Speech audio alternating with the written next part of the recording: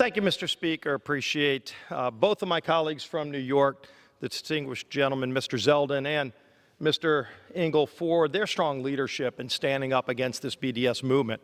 I think we all know what it's designed to do. It's designed to delegitimize Israel as a Jewish state and to undermine their economy, which ultimately goes to the heart of trying to bring down Israel by people who have been against a Jewish state and expressed anti-Semitism for decades. We all need to stand up against that, and so this resolution is incredibly important. As my other colleague just mentioned, our nation's had a rich history of using boycotts to promote freedom.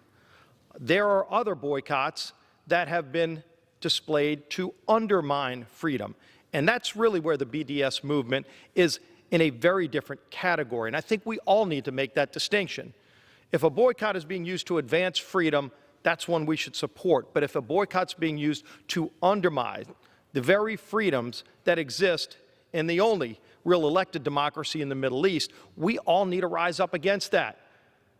As people who respect that great tradition, that great love between the United States and Israel, an unbreakable bond, one that brings Republicans and Democrats together. We need to continue that tradition. But I would also add, Mr. Speaker, that as we are talking about why we need to oppose the BDS movement with this resolution, words are hollow if we don't follow it up with action.